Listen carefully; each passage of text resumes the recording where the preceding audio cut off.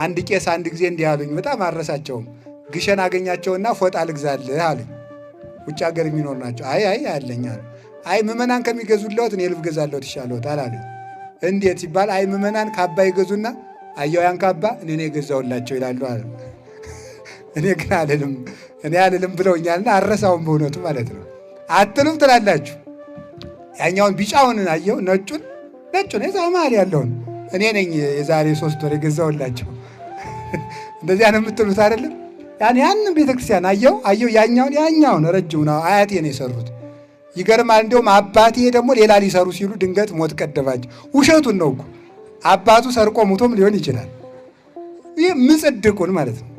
ሰዎች ምን ይላሉ ምን ብሎ መጠበቅ፣ መመጻደቅ፣ ዋጋ መጠበቅ፣ እልል በሉልኝ ማለት ለእያንዳንዱ ነገሩ ምስጋና መጠበቅ። ሰው አሁን ራሱ ንስሐ እየገባ ሰርቅ ያለው ቀጥፍ ያለው ጾም ሽር ያለው ባህል ሽር ያለው እንዲያው ብዙ ሰው ነኝ እንዲህ አድርግ ያለው እና በስመ አብ ልጄ ድግም እንዲህ አታደርግ እንዲያው በጣም አጥፍተሃል ካሉን ሳባሉ አይ እንደዚያም ስላልኩት ደህና ነኝ ይላል ደግሞ ማለት ነው። እንዲያው እኮ ድረስ ነው ሰው ምስጋና ለምንድን ነው የሚወደው ነው ይሄ ነው። ስለዚህ ተመልከቱ እፎ ጽልመትከ ብርሃነ ይከውነከ በመመስገን ያስገው አገልግሎት እንዴት አድርጎ ይጠቅምሃል። እየመተገ አማን ብለክሙ ነሱ ሴቶሙ ያላቸው እነዚህ ነው። ዋጋውን እዚያ ወሰድከው ማለት ነው። ምርቃቱን መመጠን እኔ ላይ እኮ ግብረ ሰላም ታበላላችሁ። ደብረ ታቦር ያበላል እንዴ? ቀልድ ነው። አዲያ ስታበሉ ግን እንትና ቤት እኮ ወረቡን ደመቅ አድርገውታል። እኛ ግን እንትን አላሉ። ምርቃቱም አነስ ያለ ነው። አልዘረዘሩም። ስለ አያቴም አልተናገሩም። አክስቴ ሁሉ ጥሩ ሰው ናት ነው የሚለው ማለት ነው።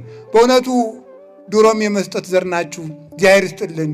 እንዲህ አለም የለ ጠላውም እንዴት እንደተሰካላችሁ ይገርማል። እንደው ቀኑም አጭር ነበር ማለት የሌለብንን ሁሉ ማለት እኛንም አድርባ ያደረጋችሁን እናንተም ላትጠቀሙ ማለት ነው። አውቀን እኮ ነው። እውነት መስሏችኋል፣ እውነት መስሏችኋል። እንዳይከፋችሁ እኮ ነው ማለት ነው እንደዚያ የምንለው ማለት ነው። እንደዚያ የምንለው የምታደርጉን ነው። በቃ እንዴ እኔ ለራሴ ደስ አይለኝም። እግዚአብሔር ይስጥልን አሁን እዚህ ሰማያት በቃ ማለት ነው የምፈልገው። እኛ የአምላክን ሥጋ አብልተናችሁ እኛ የአምላክን ደም አጠጥተናችሁ ደግሞ ለዚህ ነው ቅዱስ ጳውሎስ ተራራ የሚያህል ስብከት ሰብከን ደግሞ ድንብላል ያህል አንበላ ነው ብሏል። እውነት እኮ ነው፣ እውነቱን እኮ ነው።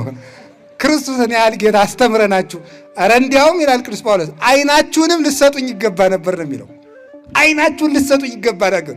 ነገር ግን ጳውሎስን የምናበላው እኛንን እንዳትሉ ከእናንተ 5 ሳንቲም ዕዳ የለብኝም፣ ድንኳኔን እየሰፋሁ